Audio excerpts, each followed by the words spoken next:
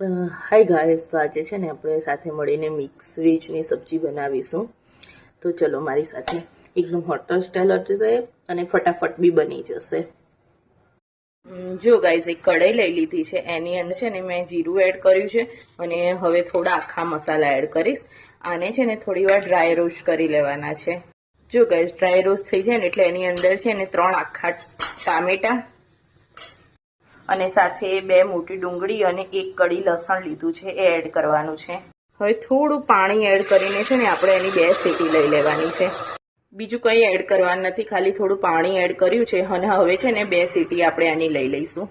છે ને flower, capsicum, બટાકા, વટાણા, ગાજર અને બીન્સ લીધા છે. આને છે ને આપણે મીડિયમ સાઇઝમાં છે ને કટ કરી લઈશું. પછી મેં એક પેન લીધી છે, અંદર બધા કટ કરેલા વેજીટેબલ એડ કરી દીધા છે અને એક પરી તેલ નાખી દીધું છે. હવે એની ઉપર છે ને થાળી મૂકીને આપણે થાળીમાં છે ને પાણી ભરી લેવાનું છે, એટલે એની ભાપથી બધા વેજીટેબલ્સને છે ને આપણે બાફી દેવાના છે. હવે આપણે છે ને જે બોઇલ કરેલું હતું ને એને મિક્સર જારમાં લઈ લીધું છે અને એની સાથે છે ને હું હળદર, લાલ મરચું, ધાણા જીરું પાવડર અને મીઠું છે ને ક્રશ કરી લઈશ, સાથે જ ક્રશ કરી લઈશ. આમાં આપણે પાણી એડ કરવાનું નથી. બોઇલ કરતા જે પાણી એડ કર્યું હોય ને એ જે પાણી હોય ને એની જ આપણે ગ્રેવી બનાવવાની છે. અને જો ગાઈસ, આ સાઈડ છે ને આપણું શાક બી ચડી ગયું છે, જેમાં જે મેન છે બટાકા ને બધું સરસ રીતે બફાઈ ગયું છે. એટલે હવે આપણે આને સાઈડમાં રાખીને આપણે હવે ગ્રેવીની તૈયારી કરીએ. જો ગાઈસ, એ કઢાઈમાં છે ને તેલ લઈ લીધું છે અને એની અંદર આપણે જે ગ્રેવી બનાવી હતી એ એડ કરી દીધી છે. હવે ગ્રેવી થોડી જાડી રાખવાની છે, એટલે આપણે બહુ પાણી એડ કરવાનું નથી. હવે આને છે ને 10 મિનિટ માટે આપણે ઢાંકીને થવા દેવાની છે.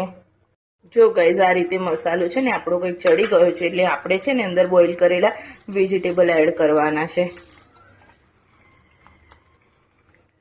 સાથે મેં છે ને થોડી કસૂરી મેથી બી એડ કરી દીધી છે. હવે આ બધું છે ને બહુ આપણે મિક્સ નહીં કરવાનું, નહીં તો આપણા છે ને વેજીટેબલ તૂટી જશે. એટલે ધીરે ધીરેથી છે ને બધું સારી રીતે મિક્સ કરી દેવાનું છે. જો ગાઈઝ, આને હવે 5 થી 7 મિનિટ માટે છે ને આપણે ઢાંકીને થવા દેવાનું છે. ઉપરથી છે ને થોડું ઘી એડ કરવાનું છે. તમારી પાસે છે ને બટર હોય તો બટર બી એડ કરી શકો. જો ગાઈઝ, 5 મિનિટ પછી છે ને આપણું શાક આ રીતે બનીને રેડી છે. આજુબાજુ તેલ છૂટું પડી ગયું છે, યાની કે આપણું શાક થઈ ગયું છે અને બહુ ઇઝી રીતે બને છે. તો તમે એકવાર છે ને મારી આ સ્ટાઇલથી તમે શાક બનાવજો અને મને રિવ્યૂ આપજો. Thank you.